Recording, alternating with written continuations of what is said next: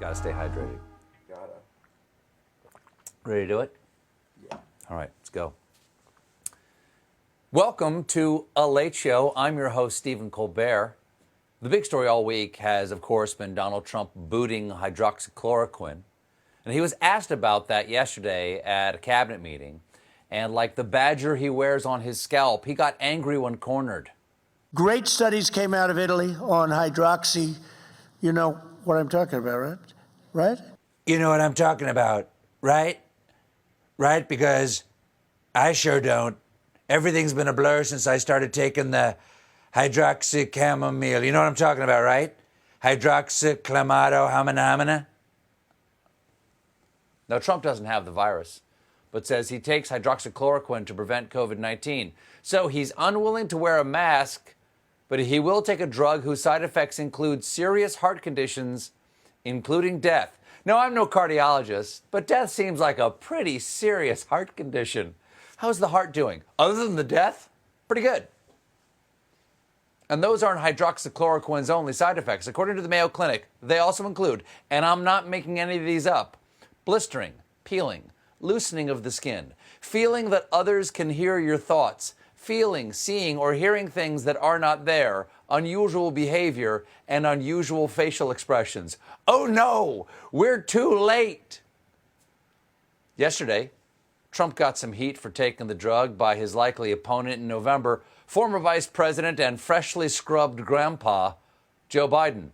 Biden, who is my guest tomorrow night, hello, sir, couldn't believe it. Come on, man. What is he doing? What in God's name is he doing? That's the kind of down-home, folksy outrage that makes Biden so darn relatable. The platform page on his campaign website is full of it. Foreign relations. Come on, Jack, let's get serious. The economy. Cut out the malarkey, you dog-faced pony soldier. Healthcare. Sweet and sour Jiminy. You know, Barack Obama used to say to me, you know the drill, and my time's up. Okay. Now, tragically, the United States, which has only 4% of the world's population, has the most diagnosed cases of coronavirus in the world and the highest number of fatalities. But Donald Trump sees the sunny side of his abject failure. When we have a lot of cases, I don't look at that as a bad thing. I look at that as, in a certain respect, as being a good thing because it means our testing is much better. I view it as a badge of honor. Really, it's a badge of honor. And I believe that badge is called the Purple Heartless. Trump's rush to reopen has created growing tension between the Centers for Disease Control and the White House. You know, a pandemic's not the best time to be feuding with that particular agency. You never saw FDR pick a fight with the Center for Defeating Nazis. CDC officials are saying things like, we've been muzzled. Well, CDC, Trump does only know one way to treat people he doesn't respect. Like a dog. Now, what they've been arguing about is how safe it is for states to reopen. CDC evidently wrote up guidelines, but the Trump administration would not release them because they were overly specific. And based on the original guidance, no one who is reopening meets the criteria for reopening. So instead, this week, the CDC released watered-down criteria. Because if you can't meet the safety guidelines, just change them. Same way a sign that says, danger, electricity, do not enter, is a buzzkill. So you change it to danger, electricity, but maybe you'll get superpowers. Get in here, you wuss. Here's some examples of how they softened the requirements for opening. Ensure social distancing became promote social distancing. And the phrase, if possible, was added in several sentences. And of course, the title of the report is now CDC guidelines for you to follow or not, whatevs. But it's not just the CDC. It's hard to find a medical expert anywhere who agrees with Trump's plan to open the economy without meeting the CDC criteria, which is why GOP operatives are now recruiting extremely pro-Trump doctors to go on television to prescribe reviving the U.S. economy as quickly as possible without waiting to meet safety benchmarks.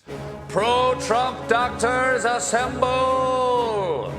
Dr. Doom, Dr. Lecter, Dr. Moreau, Dr. Frankenstein, Dr. Pepper, and Dr. I Am Cookie. Hello! The president's put bad doctors on TV plan was confirmed by his campaign's communications director, who explained that anyone who joins the team has to say things that are exactly simpatico with what the president believes. That is one hell of a job interview. Okay, your resume looks absolutely great. Just one last question. Bleach, the chairman of the American Conservative Union put it bluntly on a call last week, saying the president's going to get tagged by the fake news media as being irresponsible and not listening to doctors. And so we have to gird his loins with a lot of other people. Then be sure to wash your girding hand, because we know where those loins have been. Now, safe or not, some states have already reopened. And yesterday, Trump claimed that things are looking good for 2 of them in particular. It's happening, interestingly, when numbers are actually going down. You look at Florida, the state of Florida, did a great job. You look at Georgia, you look at others, they're open, and some are doing extremely well, far beyond what people thought. And not just what people thought either. There's also that talking dolphin in the back of the room. He's always taunting me. He says I can only see him because of the hydroxychloroquine, but that's just him trying to control my thoughts. Sorry, Flipper. There aren't any. At a casual glance, it seems like Trump has a point. The Georgia Department of Public Health posted a bar chart that appeared to show that new confirmed cases had dropped each day over 2 weeks. Good news. Until it turned out that chart put the days in the wrong order. The Georgia Department of Public Health is just a little confused. It explains their sign, put a mask on your elbow and cough directly into the face. Now, we know Georgia did this because they left the dates on the chart. Apparently, in the Peach State, the calendar goes April 30th, May 4th, May 6th, May 5th, May 2nd, May 7th, and then April 26th. Come on, Georgia. At least try to hide the lie. When your parents come home to a house full of teenagers and alcohol, you don't say, no, I didn't have a party while you were gone. My party is scheduled for next Friday, which, as you know, here in Georgia, was last Tuesday. And I have coronavirus. After getting caught red-charted, the governor's spokesperson tweeted, our mission failed. We apologize. It is fixed. Adding, Merry Christmas, everybody. But hey, that still leaves the reopening success story that is Florida, right? This week, Miami-Dade and Broward counties joined the rest of the state in the full phase 1.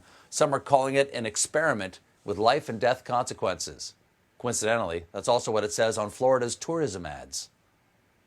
So far, their numbers have not been spiking, and they seem to have the data to prove it because the coronavirus statistics in Florida are released on a publicly accessible site with tables of COVID-19 cases, testing, and death data called the COVID-19 Dashboard.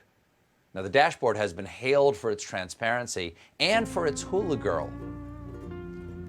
But there's trouble in paradise by the dashboard light, because the woman who designed Florida's COVID-19 dashboard has been removed from her position, saying she was ordered to censor some data and refused to manually change data to drum up support for the plan to reopen. She refused to cook the books, so she was fired.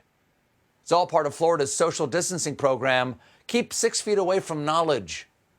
Now, the woman in question, Rebecca Jones, emailed a farewell note to users of the site last week and warned that she could not predict how accurate the information would be going forward, writing, I would not expect the new team to continue the same level of accessibility and transparency that I made central to the process. After all, my commitment to both is largely, arguably entirely the reason I am no longer managing it.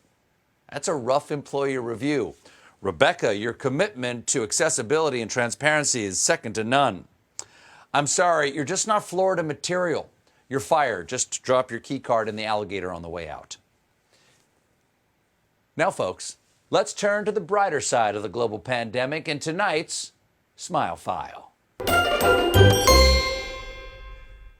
Today's Smile File comes from just outside London, where Captain Tom Moore raised more than £32 million for NHS charities by completing 100 laps of his garden before his 100th birthday in April.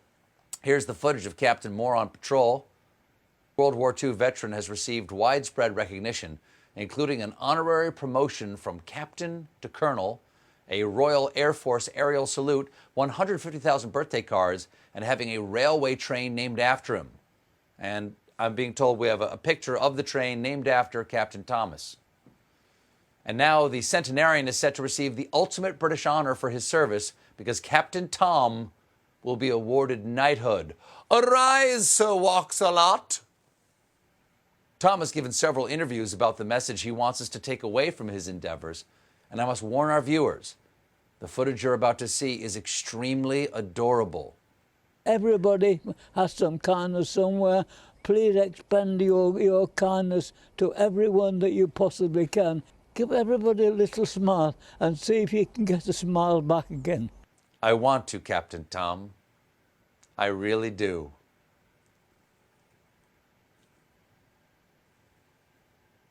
Nothing. I'm getting nothing. When asked about what he'll discuss with the monarch, the captain was tight-lipped.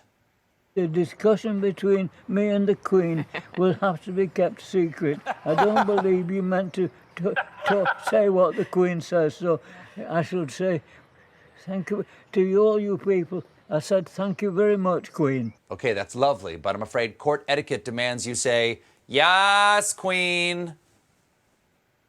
The captain also quipped about the knighting ceremony itself. I hope she's not very heavy-handed with the sword. Don't worry, Captain. The sword isn't heavy, but to observe social distancing, it is very long. We have got a great show for you tonight. Steve Carell is here. You love Steve Carell. But when we come back, I hear some inside scoop about Michael Jordan. Stick around. You love Michael Jordan.